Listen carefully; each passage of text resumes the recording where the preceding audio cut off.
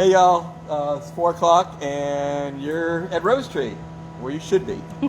We're going to start with our Mother's Day display. This is the last day for this display, and I think on Tuesday we'll put up another display, but Mother's Day is rapidly approaching. Number one, clear bud vases, $45 each. We also have the flowers, those are $25 each. Classic wisteria vases, $180 each. Round midnight, this is the green jade.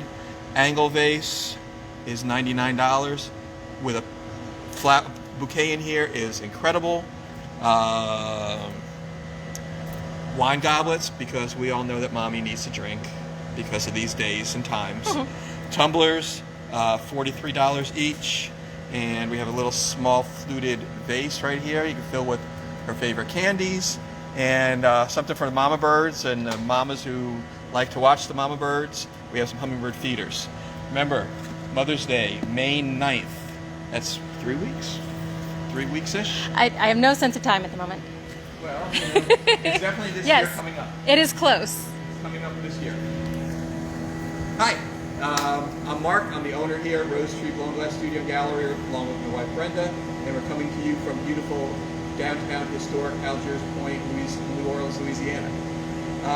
Sorry we didn't do our broadcast on Tuesday, but it was really nasty. They had like 60-mile-an-hour winds and rain going sideways, and it's really, with the open doors we have here, it's really hard to blow glass with 60-mile-an-hour winds coming through and actually water comes in. So we decided to just call it off for Tuesday.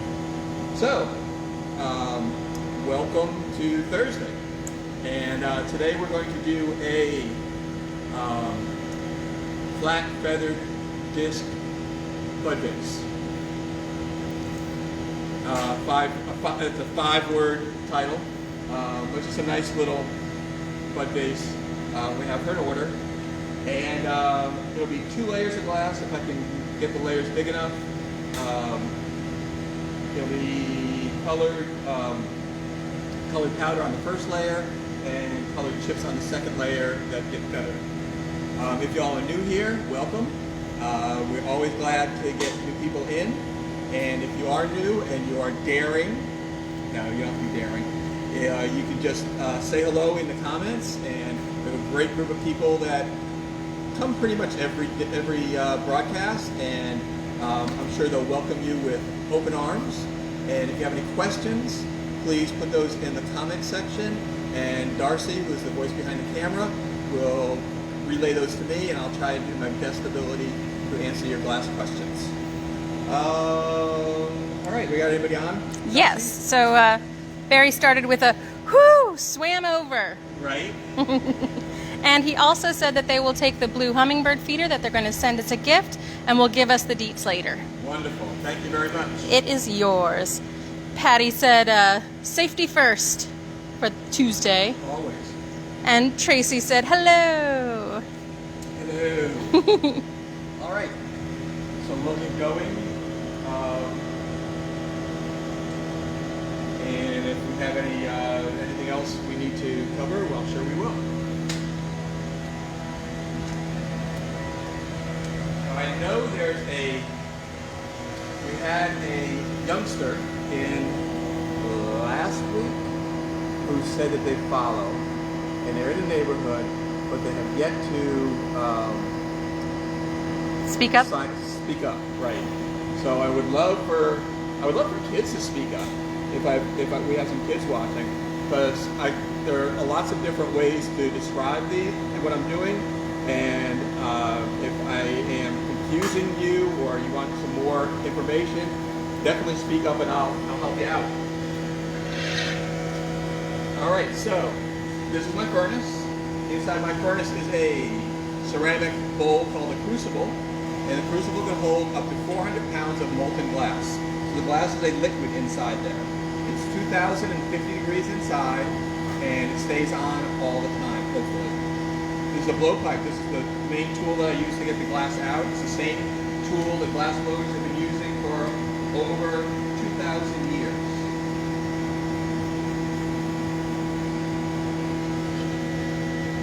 Okay, so this is my first layer. Each layer is called a gather because you're gathering glass on the end of the blowpipe. If I stop turning, you'll see the glass is a liquid. And we're going to go coat this with some color. So how many gathers are we getting today? 2. Woohoo! Is Christy on? I Christy have was not seen anything in yet. New Orleans on Tuesday. She was going to crash our party, but it just was too nasty and she couldn't get across the river. But we'll see her again probably in October for Jazz Fest. Yeah, that was one reason I was upset about going home on Tuesday. Yeah, I was like, I don't want to miss it. I want to meet her. And we did have last week, Doc came in. Yeah. Who was one of our viewers from New York. So Doc came in and we chatted a bit, and I think he made some purchases. It was nice to see faces to match with the names. Yeah. Doc was sweet. It was nice. So this is a glass powder. Well, actually, it's called grain. It's a little bit. It's more like a fine sand. The powder what they call powder is more like a flour, and this is more like a really nice fine sand. It doesn't get a lot of dust. I'm going to show them the difference real quick. They can see the. Those are the chips. Are their size? So that's a size 2 chip, and it's a grain layer. So I'm going to even this off, and then going to blow my bubble in there. Now with this, because it's color, I have to look at the outside of the gather while I'm blowing to see the bubble here. So I'm going to blow into the pipe. My finger over the end, trap the air inside. When the cold air hits the hot glass, it heats up and expands because my thumb is there, and the pipe is pressurized. It's going to blow. You see it start to blow out. So right here, you can see where the bubble is. So that's my initial bubble. So a lot of times you kind of go by gut feeling. It's like the force. I gotta believe in the force. I gotta know what the glass is capable of, and just believe that that's what's happening under here, but you can't really see it. So this has to cool off now. So what I'm doing is I'm looking at the end of the pipe. The end of the pipe is still kind of orangey. When that cools down to pretty much no color or like a dark cherry red, I'll know I can go in and get another layer on top. I can't go in now and get a layer on top because that layer will heat up this layer too quickly and it'll get really floppy and hard to manage. Barry was saying, I think this was back when you were talking about the grain versus the chips and all of that, saying though some can crack glass. So yeah, sometimes the lag between us going out and the questions coming back in is a little too far, and I'm like, I don't remember. Okay. Because I have a terrible memory. Sorry, guys. Once we figure out what Barry's talking about, I will answer that question. Well, it's said with a wink, so I think it's just a nudge kind of moment. Yeah, well, sometimes glass does crack. It's not, you don't use the right colored chips. You can't mix dissimilar. Oh, sorry. What? He said no. Putting faces to names can crack. Some faces can crack glass, I guess. Okay. Thank you, Barry. Sorry, Barry. That's my fault. Okay, I'm gonna go get another layer of glass.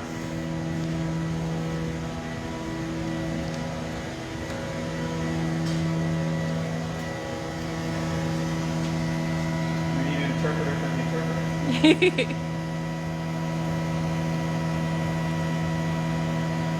It's been a rough week for me, so it's I'm off my game. Yeah. So that is our second gather. That should be enough of these. He said Doc Rich ain't that bad.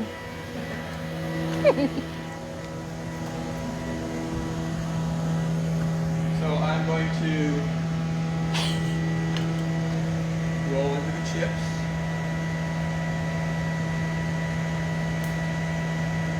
And the chips will stick to the hot glass. If you get chips anything a little bigger than this, it won't stick. They would have to be heated up to stick. But because these are all sized the same and not too big, they'll stick.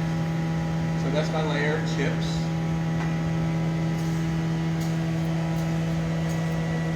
And I'm going to heat these up and feather them. Gotta always clean as you go. What? Gotta always clean as you go. Do, because if you're making this and then at the end you roll over a rogue chip and you have this chip out there that isn't supposed to be there. Thank you, Shaw.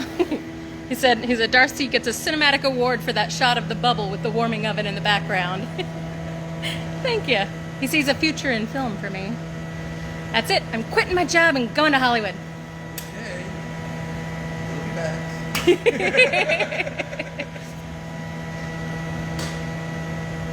Alright, so I'm going to heat this up and start feathering.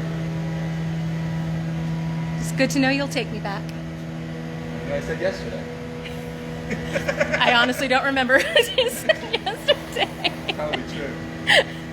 Alright, so I'm heating this up. This is called it's a reheating chamber. And the reheating chamber is hotter than the furnace. So it's running about 2150, 2200 degrees. And that's only on when we're here. And that takes mine because it's a larger one, takes about an hour and a half to heat up the temperature in the morning. So we heat that up in the morning and then turn it off in the evening when we leave. So I'm just taking the ice pick, is really all this is, and dragging the color up to the top.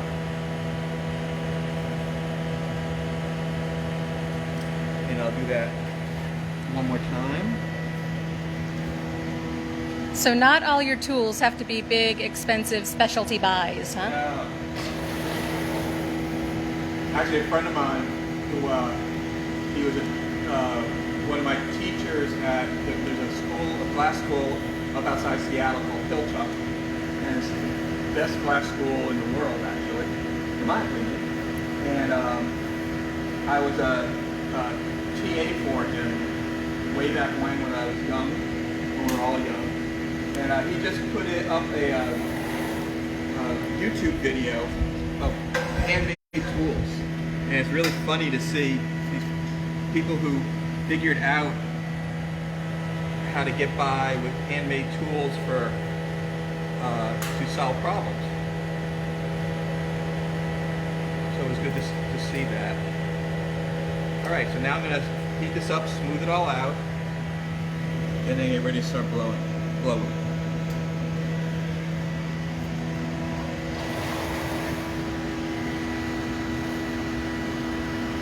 So I'm always turning whenever I pipe in my hand, because the glass will move. Even though it looks like it's not going anywhere, sometimes it just moves. If it's a little hot, it moves just a little and throws everything off.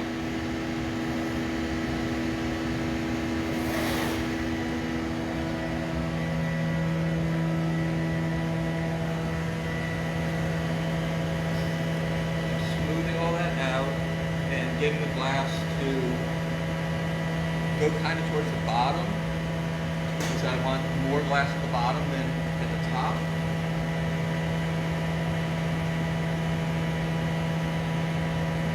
And then I'm going to heat this whole thing up and start blowing. Corey's not on, huh? I don't think so. He hasn't said hi yet. If he is. So I heat the whole thing up and expand that first bubble that I put in. That initial bubble. I was going to blow your own, which we will get back to at some point. I kept saying initial bubble. And one woman, she kept looking at it and says, I don't understand what initial bubble is. She's looking for her initial in the bubble. Oh no. No, that's not, initial meaning first, not your initials. I mean, that would be like some That would be big a feat. talent. That would be a feat. I told her that. Alright, so that's my bubble starting to expand. And I'm going to cut in the neck next.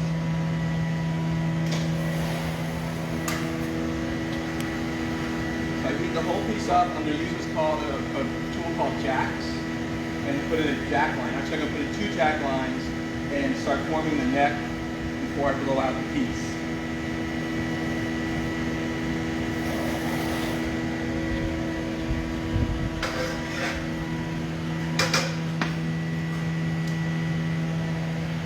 One jack line in, second jack line in, and I'm pushing away from the jack lines, away from the pipe to stretch out the neck. So you see I have the neck in there now. I can blow a little bit.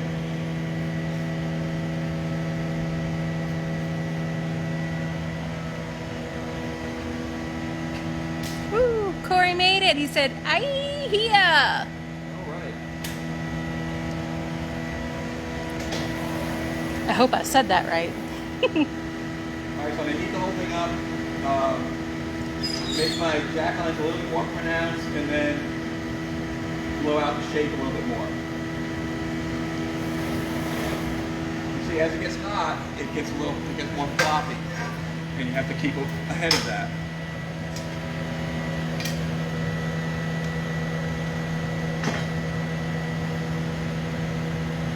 So this is a graphite impregnated cloth, and I'm using that to shape the glass. It doesn't burn much.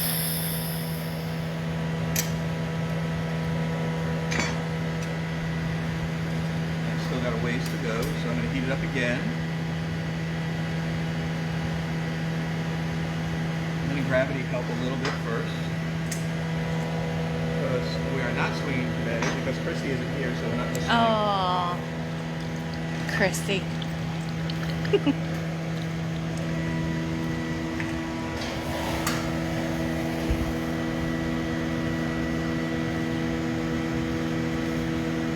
Always turning and watching the heat on the piece. You can tell by the way it starts to fall when it's getting hot.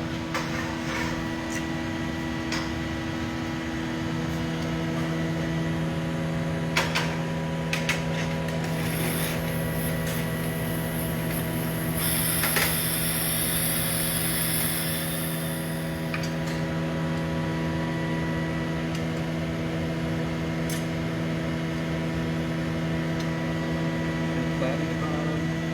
Then we go, I'm going to heat it up and go to the board and flatten it. I always like that part too, though. Flattening. I like when we get little flames coming up. And that's when I use the cork pad. The cork pad is wet, and the cork pad lasts a few years if you treat it right.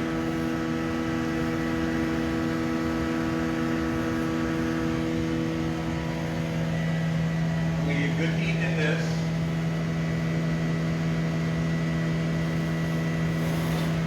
Go over the cork.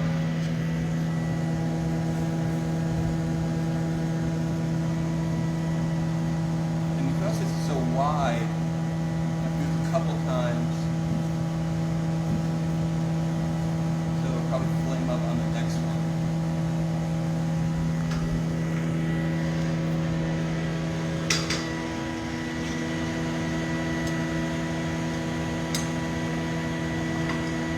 Heat up again.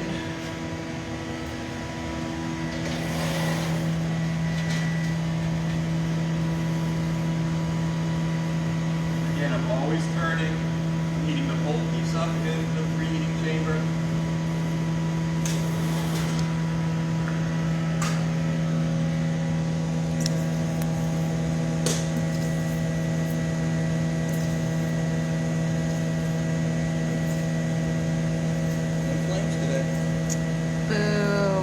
we got some good Good smoke. smoke, and we even got some good oh, yes, that's the word. Thank you. Sparkage. So I'm flattening the bottom, putting a little kick in it. A kick is so that it's up above the flat surface where it's going to sit on the table. It's like a wine glass has a kick in it. I mean, a wine bottle has a kick in it, so it doesn't rock on the table. All right, so I'm going to put my punty, get my punty, which is I'm going to transfer from this pipe to another rod that has a little bit of glass on it, so I can open up and work on the lip of the piece.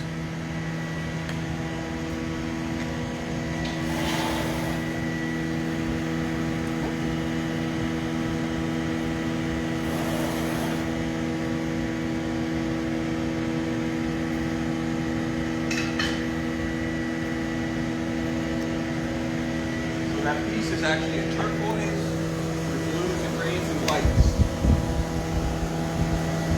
And it is our flat feather disc base. So we start with the powder and then to the chips. I love that blue.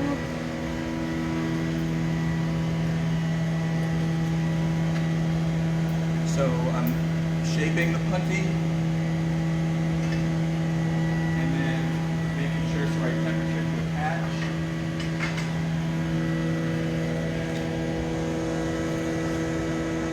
And putting a release on it so it comes off easily later. Try to hit the middle. Then this file has diamonds impregnated on it. And I'm scoring that jack line that I cut in a while ago, and that is going to be where it separates from the blowpipe, hopefully. So a good tap comes off, and then has to be heated up immediately. Rachel said cool colors. I like them. I like them a lot. It's a good combination. Mm-hmm. I'm heating the whole piece up because it was out of the fire for a while. And then I'm going to come back and just heat the top up. Because that's the part that we want to shape.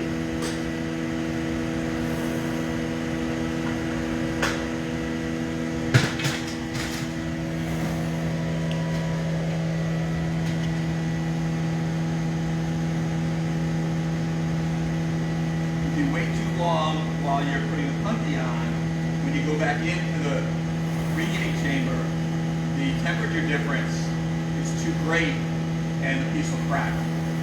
So you have to be well aware of what you're doing the whole time.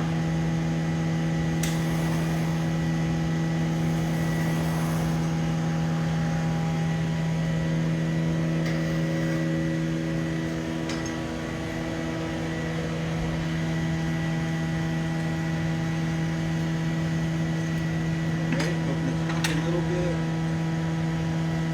I'm trimming the top so it's even. I'm going to heat it up again and open that lip up a little bit more.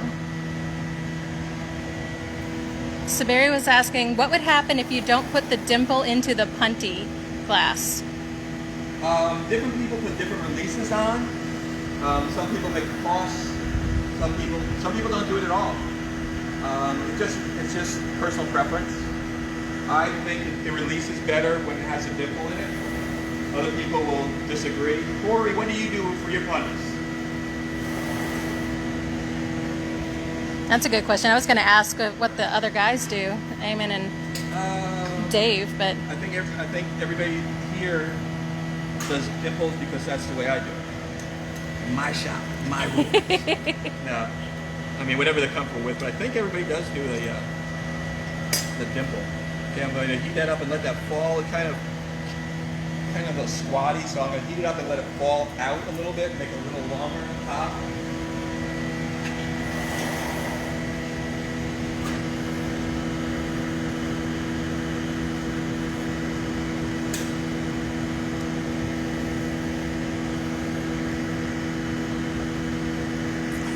Corey said, I don't do anything weird like that. Corey doesn't do anything weird. How does he put a punny on? I don't know. Corey, how do you put a punny on? You gotta do one or the other. You gotta do something.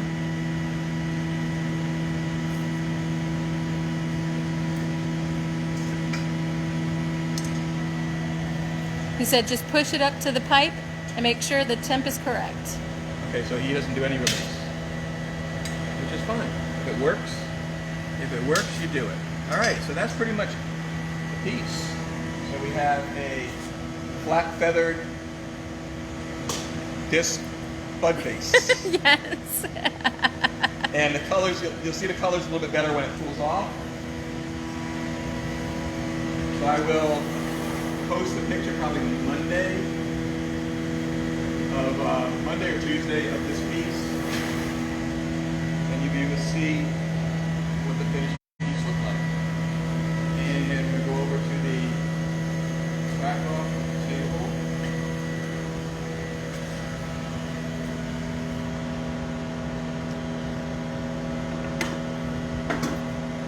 I asked Corey if all his pennies come off that cleanly. That's the thing. Oh, that's a good question. So, Cherie said it's more than a little mesmerizing to watch the feathered pieces spin in the reheating chamber. Right. I agree. So this is just a oxy propane torch, and that is just smoothing out the rough spot where the glass was attached. Shell said that's the longest title ever, but it's beautiful. That's how I know what I'm doing. The more I can describe what the piece is in the title, the easier it is for me to figure out what I'm making. Barry also said beautiful. Corey said, always, I don't even need a torch polish. Bullshit. Excuse me. All right, let's go back over here. And look at the Mother's Day selection. So Barry's getting that. Yes, All I'm right. going to take that upstairs with me. So we have vases, clear bud vases. We also make bud vases with a little heart.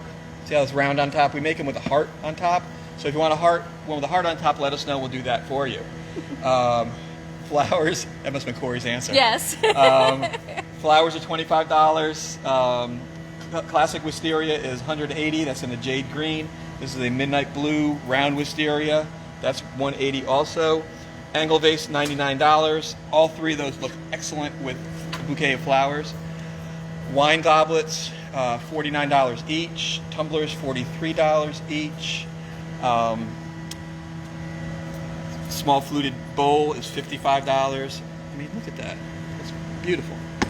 And then Hummingbird Feeders. We have one, the purple. Pay no attention to that blue one. Right. And those are $38. So. Yes, Corey was laughing a lot. Gave you a big LOL? Actually, he gave me an LMAO with an exclamation point. Okay. All right. So that is another week. We're halfway through April-ish. A little more. So. Yeah. So I want to thank you all for joining us. I want to thank you for your support. You really don't know how much it means to us for the past year plus. The encouragement and support that y'all have given us, and hopefully we'll continue and telling your friends, and it will get to the point where I can retire. No. Anyway. Not too soon. Not too soon. What's that? Not too soon. Not too soon. Yeah. Yeah. Anyway, so please support your local businesses. They are really needing your help. When they open up, go help them out.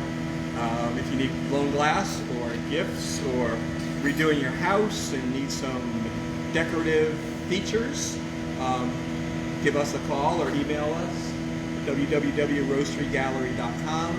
On Facebook, we're Rosetree Blown Glass. Instagram, Rosetree Glass Gallery. All of these are on our YouTube channel, which is diligently maintained by Miss Darcy. Rosetree Blown Glass Studio and Gallery is the channel. All right. As always, I hope you have a good weekend, and we'll see you on Tuesday. Take care of one another. be kind to another, and have fun. Take care. Bye-bye.